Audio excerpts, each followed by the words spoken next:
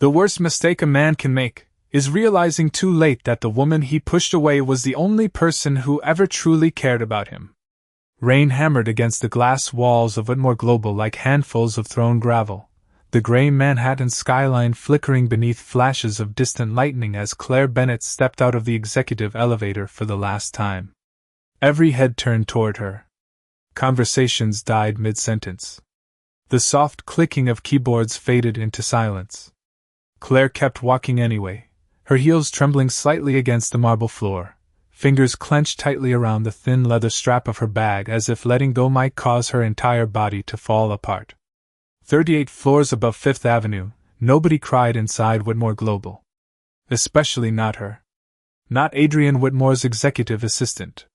Not the woman everyone secretly called the only human being capable of handling him. Her phone vibrated violently in her hand. Another company notification.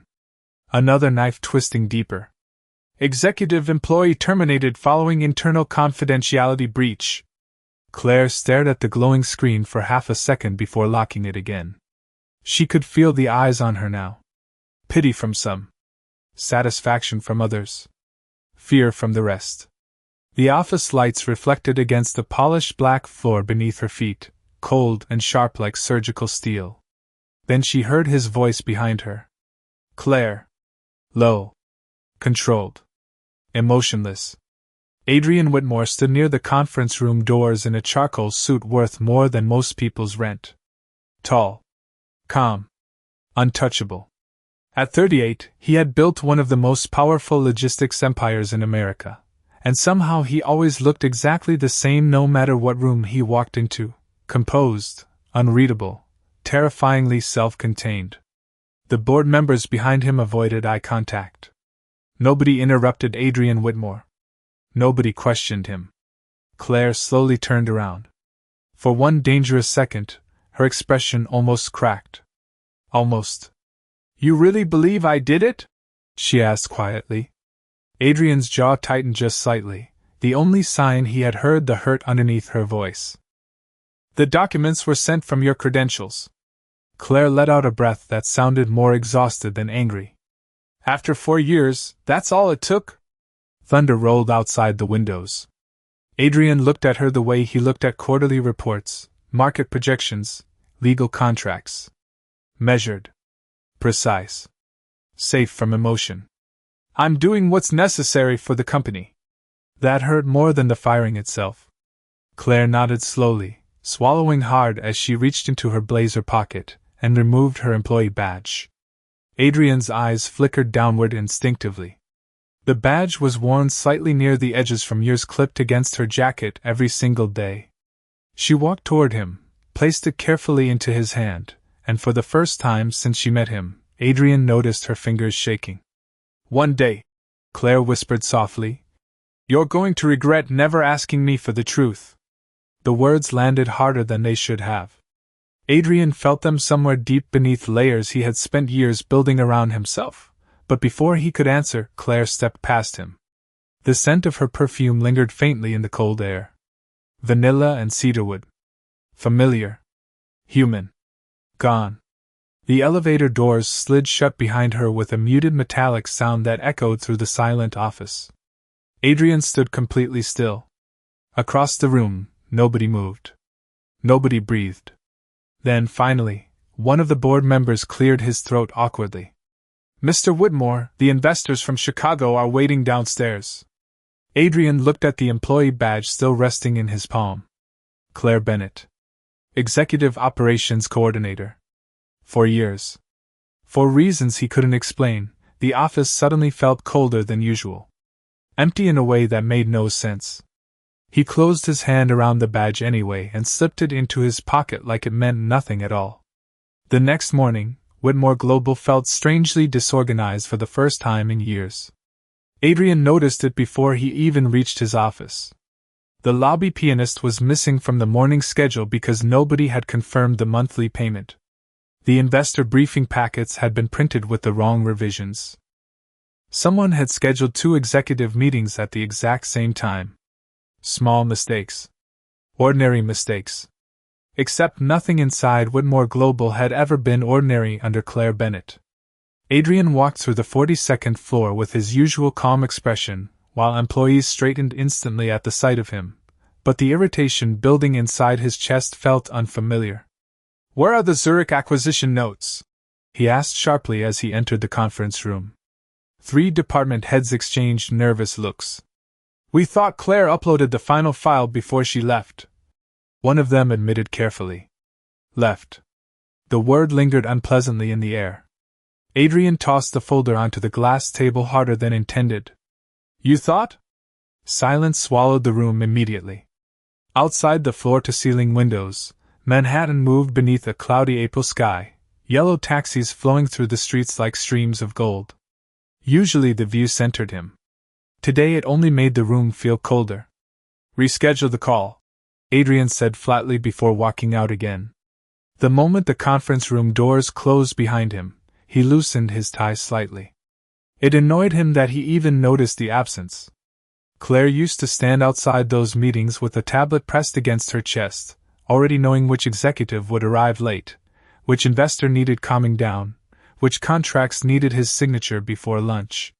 She remembered everything. Birthdays. Deadlines.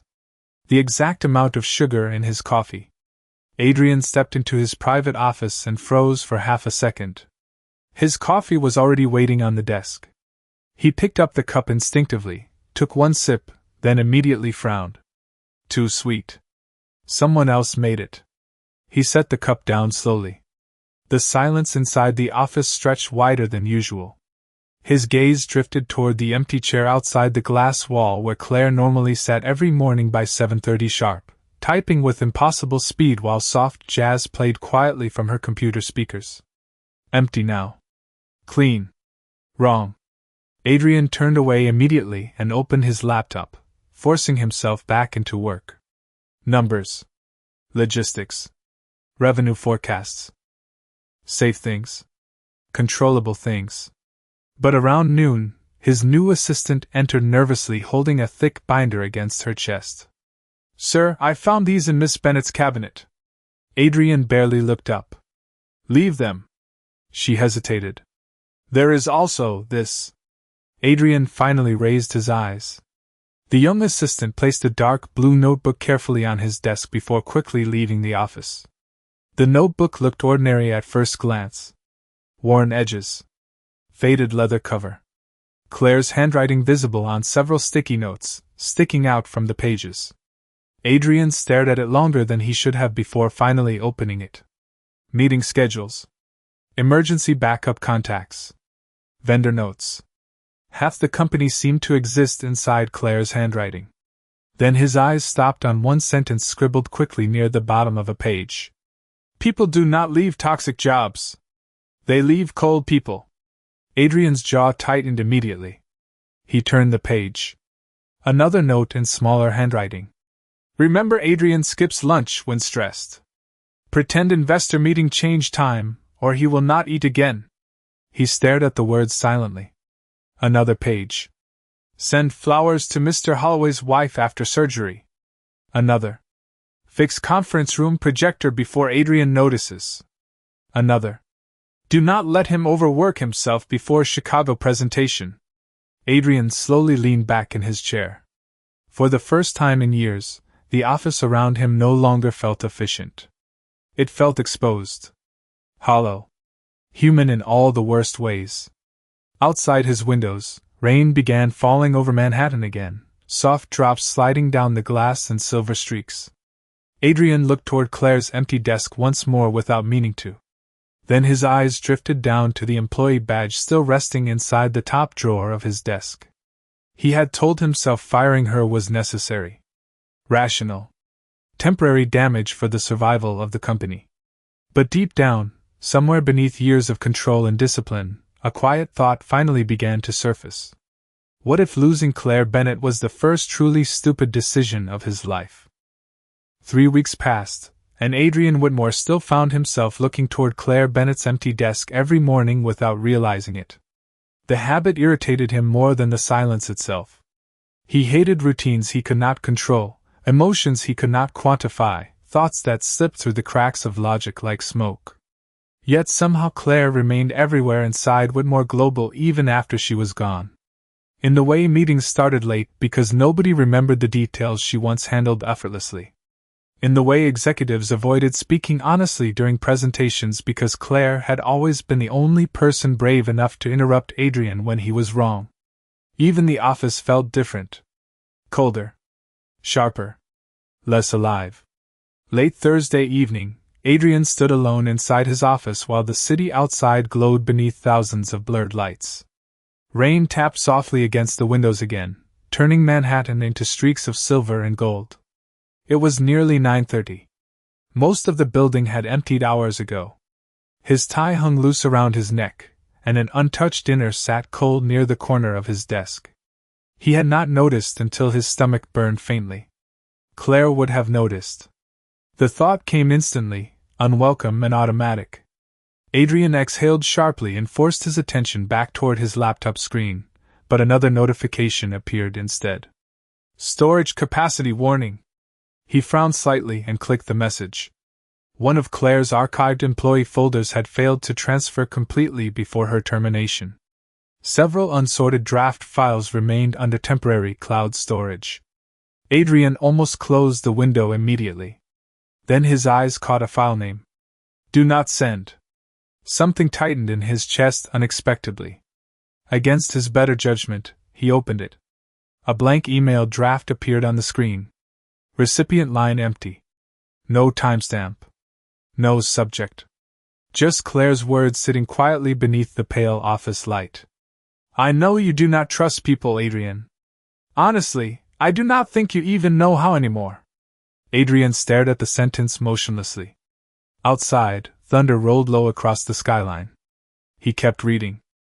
But every time you stayed at the office until midnight, every time you pretended not to care about anyone around you, I kept seeing little moments that did not match the version of yourself you showed the world. His jaw tightened slowly. The way you secretly paid for an employee's father to receive cancer treatment. The way you remember everyone's coffee order even though you act like you barely notice people. The way you always stop by the lobby at Christmas to make sure the night janitors get home safely during snowstorms. Adrian swallowed once. Hard. I stayed because I believed there was still something good in you. Maybe more than you believe yourself. Silence filled the office completely. Adrian leaned back slowly in his chair, staring at the words as though they belonged to someone else entirely. Claire never sent the email. She never confronted him with it. Never used it against him. She had simply written it somewhere private and hidden it away. The realization unsettled him more than anger would have. His eyes drifted downward toward the final unfinished line near the bottom of the draft. But it gets exhausting loving someone who only knows how to push people away. Adrian froze. Loving someone. The words seemed to hollow out the room around him. For a long moment, he simply sat there while rain slid slowly down the glass walls beside him. Then his phone buzzed suddenly against the desk, snapping him back to reality. It was his younger brother, Nathan. Adrian answered automatically. What? Nathan sighed on the other end. You missed Mom's dinner again. Adrian rubbed a hand across his face tiredly. I am busy. No, Nathan replied quietly. You are alone. The line went silent after that. Adrian lowered the phone slowly and looked back toward Claire's unsent email glowing softly on the screen. Somewhere deep inside his chest, beneath years of discipline and emotional distance, something unfamiliar began cracking open for the very first time. By early summer, Manhattan no longer felt sharp and gray.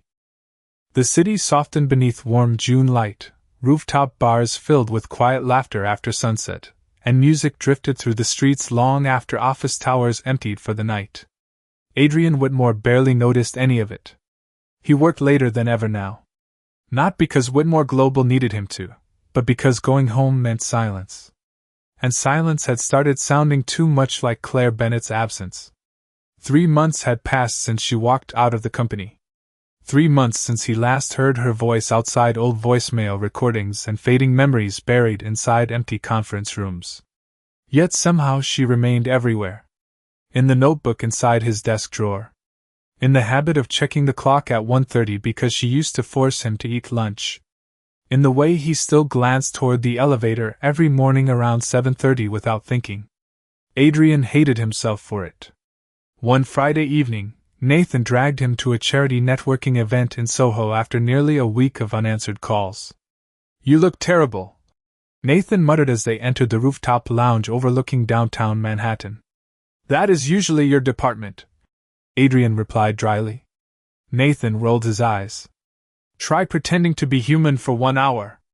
Soft jazz floated through warm evening air while strings of hanging lights glowed above polished wooden tables. The rooftop buzzed quietly with wealthy donors, startup founders, and young professionals dressed in linen jackets and cocktail dresses. Adrian immediately regretted coming. He loosened his tie slightly, and reached for a glass of bourbon from a passing tray just as Nathan suddenly froze beside him. "Oh," Nathan said carefully. "That might be a problem." Adrian frowned faintly. "What?" Nathan looked toward the far side of the rooftop. Adrian followed his gaze automatically. And then the world around him seemed to stop moving. Claire stood near the edge of the rooftop beneath golden hanging lights, the Manhattan skyline glowing softly behind her. She wore a simple ivory dress that moved gently in the summer breeze, her blonde hair falling loosely over one shoulder as she laughed quietly at something a man beside her had just said. Adrian had forgotten what her real smile looked like. Not the polite corporate smile she used during investor dinners. Not the exhausted smile after 14-hour workdays. This one was different. Relaxed. Warm. Alive. The man beside her rested one hand casually against the railing as he spoke to her. Tall. Broad shoulders. Dark blue button-down with rolled sleeves. Comfortable confidence. The kind Adrian immediately hated on instinct. Claire looked up at him again, smiling softly. Then she laughed. Actually laughed. Adrian felt something twist violently in his chest before he could stop it. "Who is that?" he asked flatly. Nathan glanced sideways at him carefully. "You sound insane already." "Nathan. I do not know. Probably her boyfriend." Adrian's grip tightened slightly around the bourbon glass. Boyfriend. The word landed harder than it should have. Across the rooftop, Claire brushed a loose strand of hair behind her ear while the man beside her handed her a drink. She looked lighter somehow. Like someone who had finally stepped out of a storm. Adrian suddenly realized something deeply unsettling. Claire had not spent the last 3 months broken. He had assumed she would be angry. Hurt. Lost. Instead, she looked peaceful without him. The realization hollowed him out from the inside. Nathan studied his brother quietly. "You fired her," he said gently. Adrian did not answer. His eyes never left Claire. Then suddenly the man beside her leaned down slightly and whispered something into her ear. Claire smiled again, softer this time, and touched his arm briefly while answering. Adrian looked away immediately. Heat rose sharply beneath his collar despite the cool night air. Jealousy. Raw. Immediate. Unfamiliar. It hit him so suddenly he almost hated himself for feeling it. For years, Adrian Whitmore had controlled billion-dollar negotiations without emotion. Yet somehow watching Claire Bennett smile at another man hurt more than losing entire companies ever had. Across the rooftop, Claire finally glanced toward the crowd casually. Her eyes met Adrian's for one frozen second. Her smile disappeared instantly. For the rest of the evening, Adrian Whitmore barely heard a single conversation around him. Investors spoke to him. Donors shook his hand. Someone complimented Whitmore Global's latest expansion into Chicago. He answered automatically, calm on the surface, while every part of his attention remained fixed on Claire Bennett across the rooftop. She stayed near the railing most of the night beside the same man, occasionally smiling while warm city light reflected softly against her face. Adrian hated how easily the stranger made her look comfortable. At one point Claire threw her head back laughing quietly at something he said, and Adrian immediately looked down into his untouched bourbon glass. The jealousy sitting inside his chest felt irrational and ugly. Worse, it felt deserved. You are staring, Nathan muttered beside him. Adrian's jaw tightened slightly. I am observing. Nathan gave him a long look. Right. Like a psychopath. Adrian ignored him. Across the rooftop, the man beside Claire finally noticed Adrian watching. He leaned closer toward her and said something quietly. Claire turned again. Their eyes met for the second time that night. This time neither looked away immediately. Adrian saw surprise in her expression first. Then caution. Then something harder to read. Hurt, maybe? The kind that does not disappear just because time passes. Before he could stop himself, Adrian set down his drink and crossed the rooftop toward her. Nathan muttered, "This is going to end terribly." Somewhere behind him.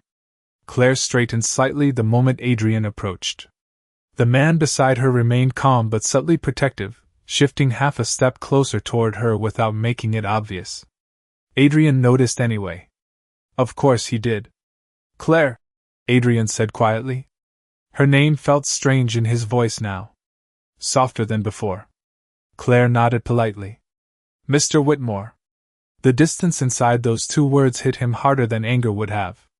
Adrian glanced briefly toward the man beside her. I did not realize you would be here tonight. Claire folded her arms lightly. I volunteer with the foundation hosting the event.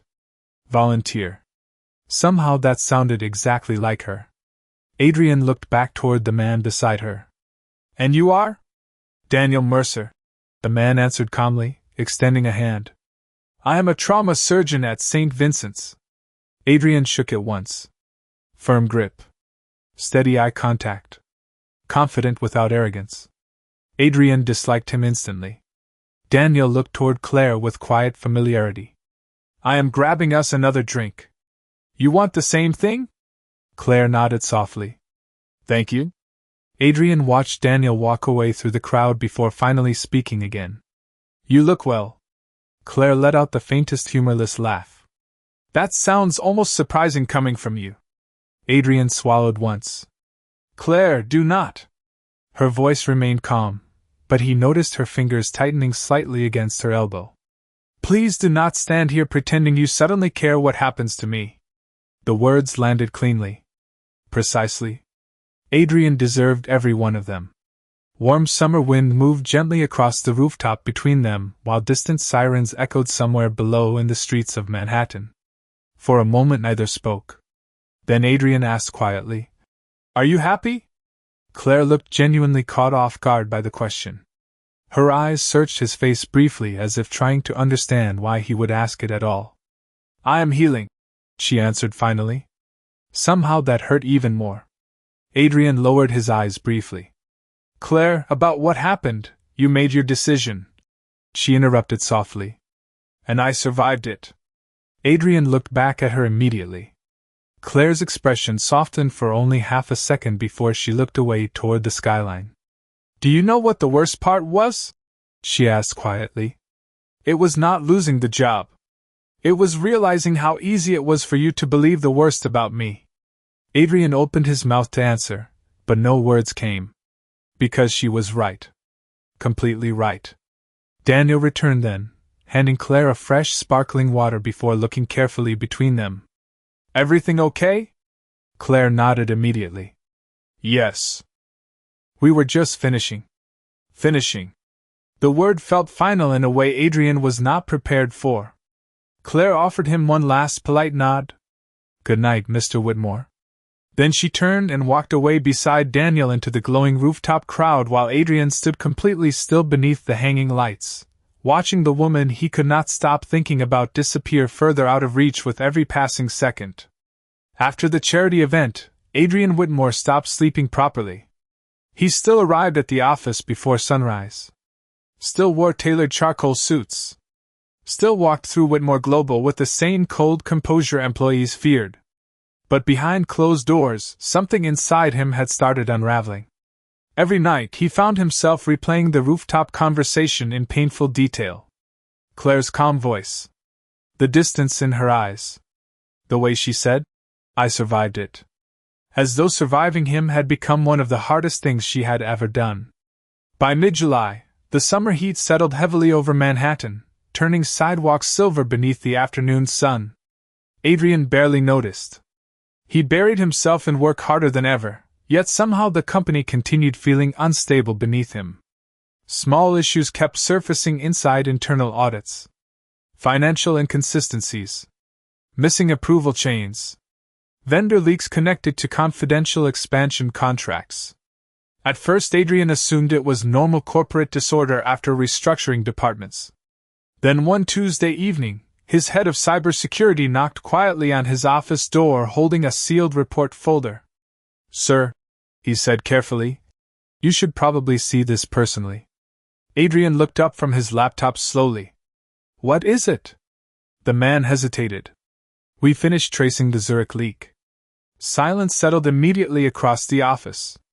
Adrian sat back slowly in his chair. "And?" The breach did not originate from Claire Bennett's credentials. Adrian's expression went completely still. "Explain." The man swallowed hard before opening the report. Someone cloned her internal access token remotely 3 days before the documents were released. Adrian stared at him without blinking. "Meaning?" "Meaning Miss Bennett was framed." The room fell silent except for the low hum of Manhattan traffic far below the windows. Adrian lowered his eyes toward the report in front of him, while something cold spread slowly through his chest. Who authorized the false report against her? The cybersecurity director shifted uncomfortably. The override request came through Chief Financial Officer Martin Keller's office. Adrian's jaw tightened instantly. Martin Keller. Senior executive. Trusted board member.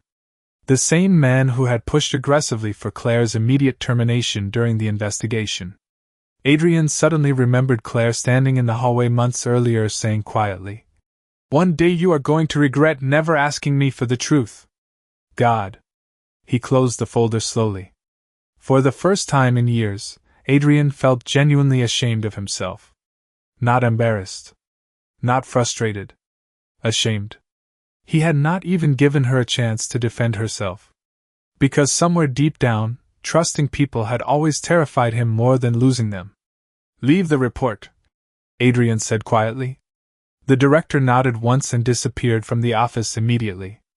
Adrian sat alone beneath the dim evening light for a long time afterward. His reflection stared back faintly from the glass walls around him. Cold suit. Tired eyes. A man who had spent his entire life believing control made him strong. Yet somehow the strongest person he had ever known was Claire Bennett, the woman he destroyed because he could not bear uncertainty. His phone buzzed softly against the desk. Nathan again. Adrian ignored it. Minutes later another message arrived instead. "Mom says you missed Sunday dinner 4 weeks in a row. She thinks you are falling apart."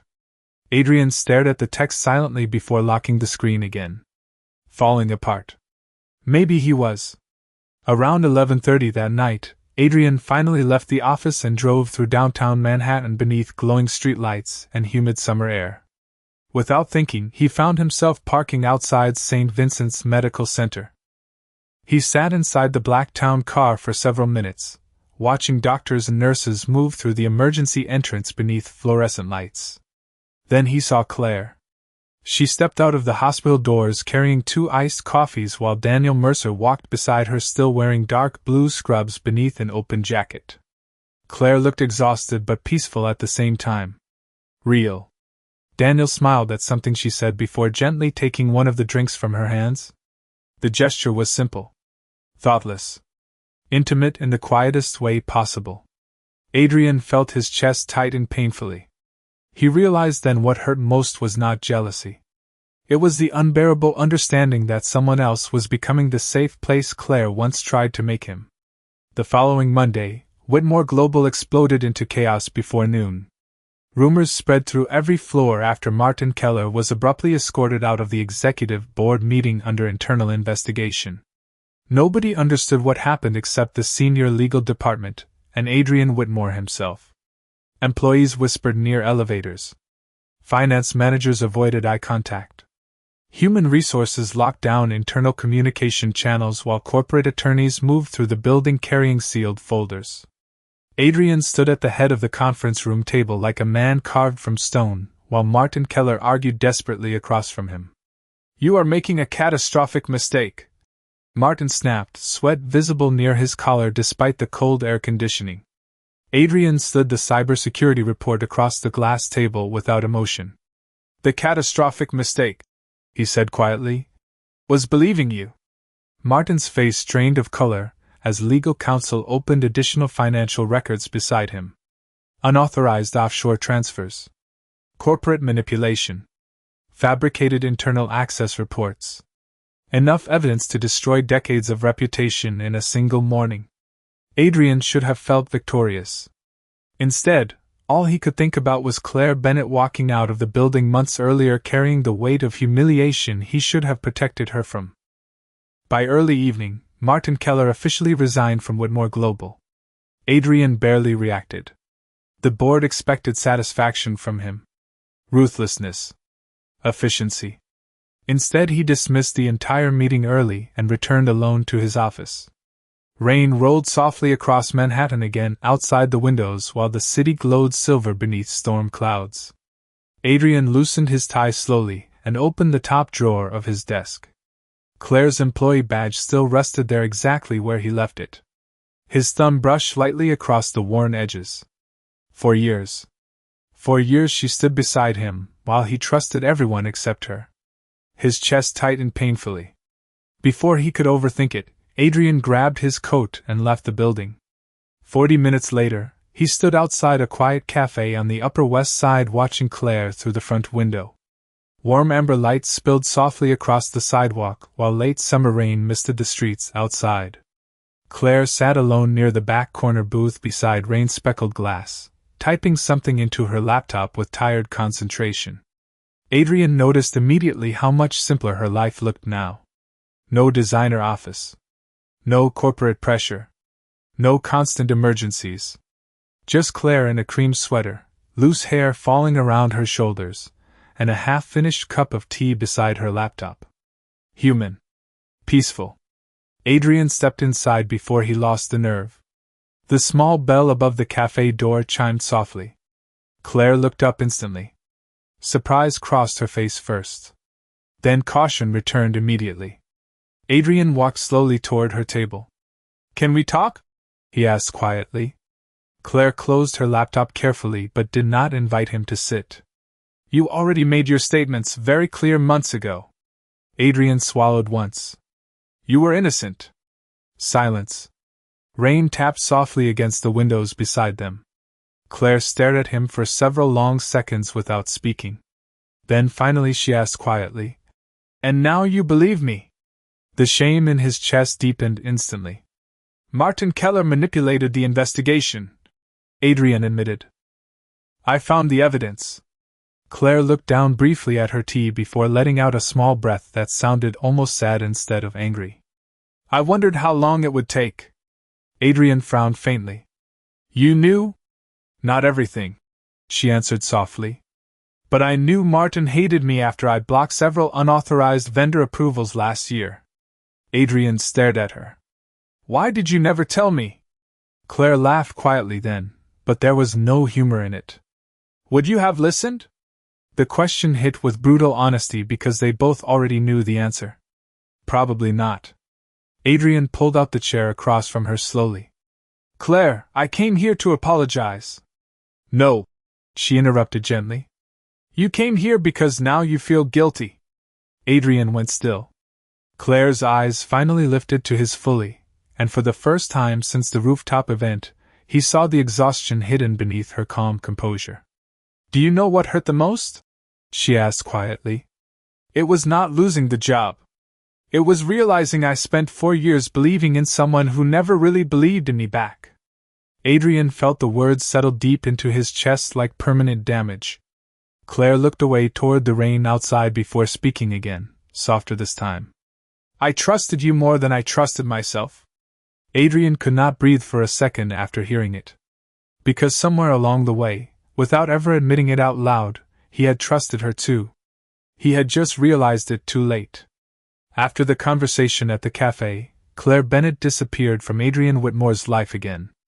But this time, the silence felt different. Before, Adrian convinced himself she would eventually return because Whitmore Global needed her. Now he understood the truth. Claire had never stayed because she needed the company. She stayed because she believed in him. And he had broken that belief with his own hands. September arrived quietly over Manhattan, painting the city in pale gold mornings and cooler evenings. Inside Whitmore Global, employees slowly began noticing changes nobody expected from Adrian Whitmore. The executive dining room that had once been reserved for upper management opened to all staff on Fridays. Mandatory overnight schedules disappeared. Mental health support programs were introduced for employees working high-pressure departments. Adrian personally approved extended family leave policies despite resistance from several shareholders. Nobody understood why their cold, impossible CEOs suddenly seemed interested in human beings. Nathan understood immediately. "You are trying to become the man she thought you already were," he said one evening while standing inside Adrian's office. Adrian stared out at the skyline silently. Maybe she was the only person who ever saw someone worth becoming. Nathan looked at his brother carefully, then smiled faintly. "Took you long enough." Adrian ignored the comment, but deep down he knew Nathan was right.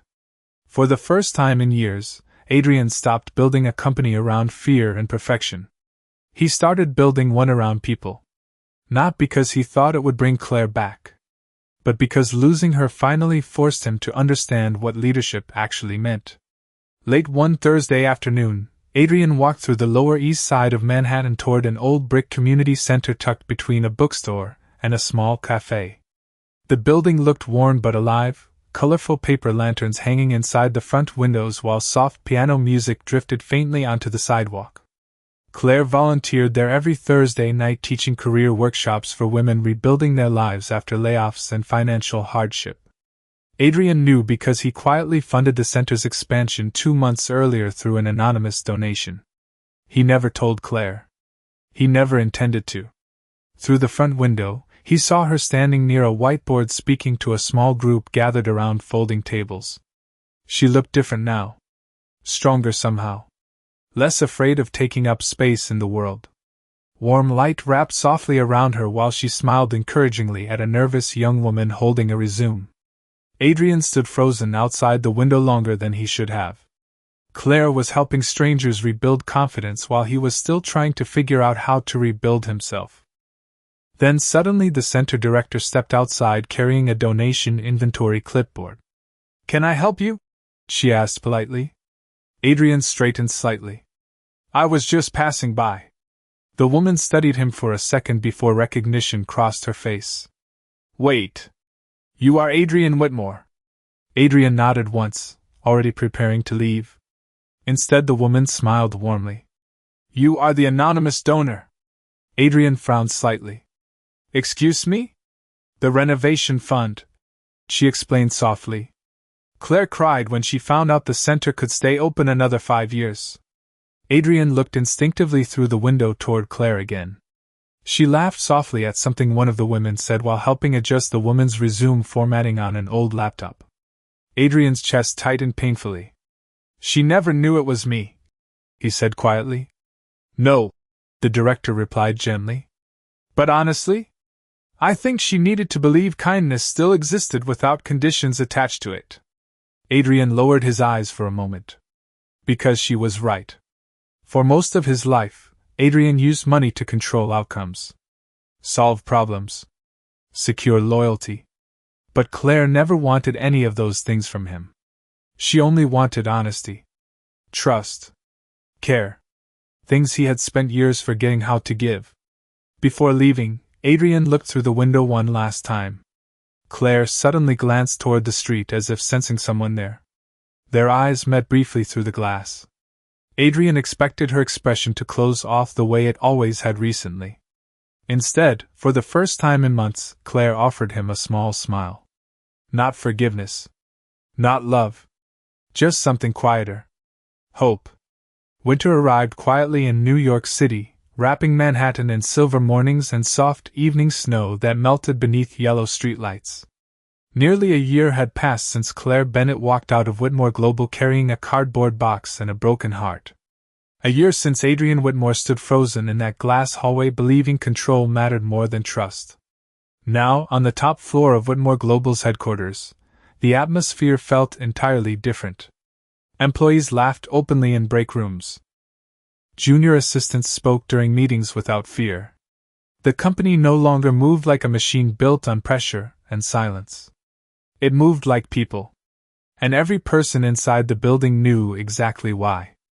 Adrian stood alone backstage at the company's annual winter charity concert, adjusting the cuffs of his dark navy suit while soft piano music drifted through the ballroom beyond the curtains.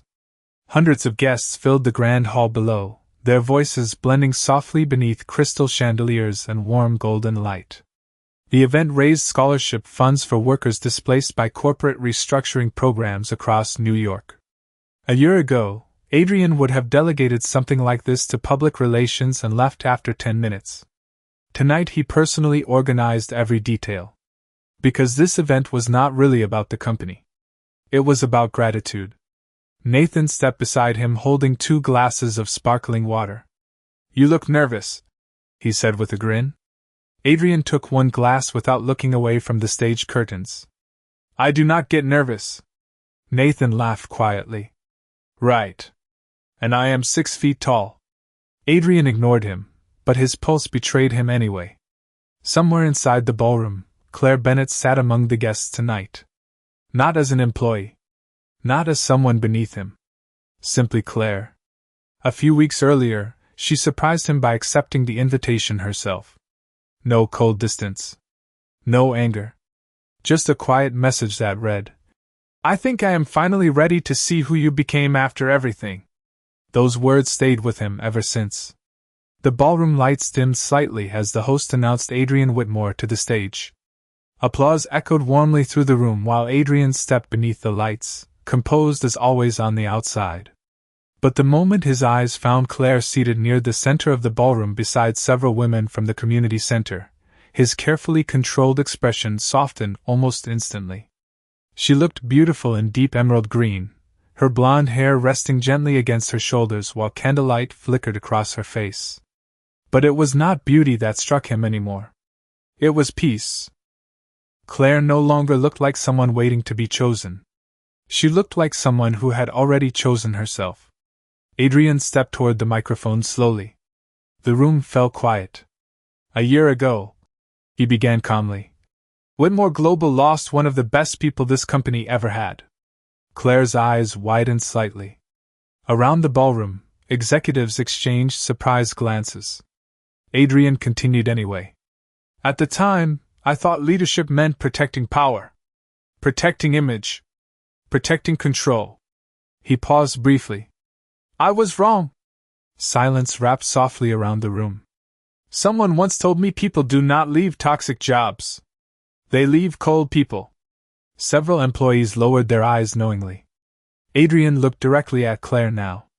"The truth is, Whitmore Global only became human after one woman walked away from me." Claire's expression trembled faintly beneath the warm ballroom lights. Adrian swallowed once before continuing more quietly. "There are moments in life when losing someone forces you to confront the kind of person you became. And if you are lucky, sometimes you get the chance to become someone better afterward."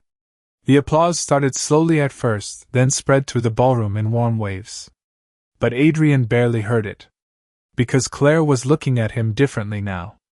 Not with pain. Not with disappointment. Something softer. Something dangerously close to forgiveness. Later that night, snow drifted quietly across Manhattan outside the ballroom while guests slowly disappeared into the city. Adrian stood alone near the terrace doors when Claire finally approached him. For a moment neither spoke. Then Claire smiled softly.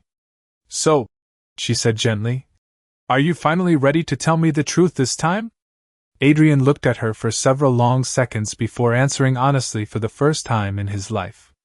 "The truth is, losing you terrified me because I realized too late you were the best part of my world." Claire's eyes glistened faintly beneath the winter lights. Then slowly, carefully, she reached for his hand.